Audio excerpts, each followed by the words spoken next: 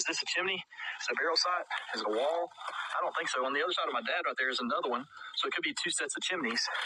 But the sundial is the most interesting part, or what we're calling a sundial is the most interesting part to me, because that means it's very, very early. We know that there was Native American history here. We know that people have been living here for over 200 years. However, this site is one that intrigues me, and you never know. If you look where we're at right now, we're surrounded by mountains and hills. We're in a flat spot, and there's a creek directly behind us, which is what the sundial is next to.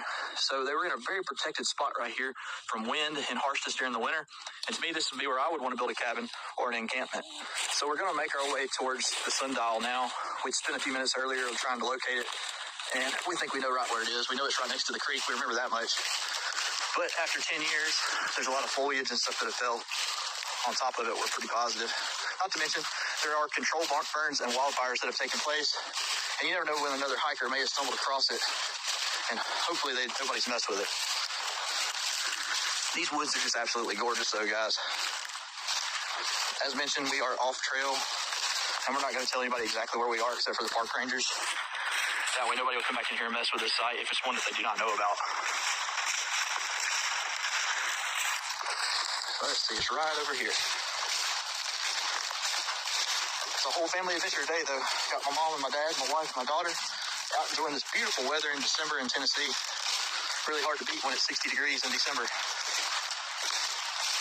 All right. So you're going to start to see more rocks as we get closer to the creek.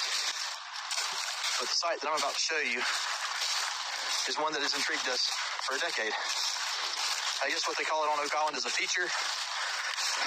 I'm just going to call it a pile of rocks for now, but I'm going to try to show y'all, if the sun cooperates here in a minute, why I think this right here is a sundial. So let's uncover these rocks. All right, we raked a bunch of the leaves back. Me and Mom and Brandon did, just to give y'all a better shot. These rocks have not been moved for a long time. You can tell by the moss that's on them. That's what makes us think that this wasn't done by just some random hiker, unless it's been 40, 50 years ago with the amount of moss that's on it. You can see the fern growing around it. It's pretty neat, though. I don't know. With that center point, we've always thought sundial. You can kind of see the shadow being cast over here. What time is it right now? I take a picture from up above. It is 12:36. It's 12:36. So if that's 12 o'clock up there, is that due north? Yeah. I think it is. Yeah, you can see that point, which would be due north, which would be 12 o'clock. Who knows? It could be a sundial.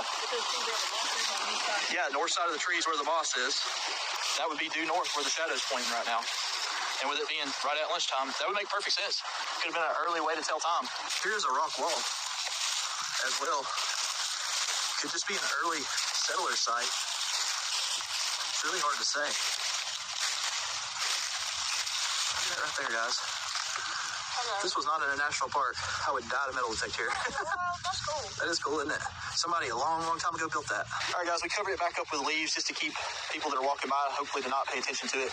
The only trail that's close to here is up there about another 50 yards on the other side of the bank. The only reason my dad found this was he was following a giant buck to get some good pictures of it and stumbled across it. Let us know in the comments below. What do you think it is? Is it a sundial? Is it just a weird feature?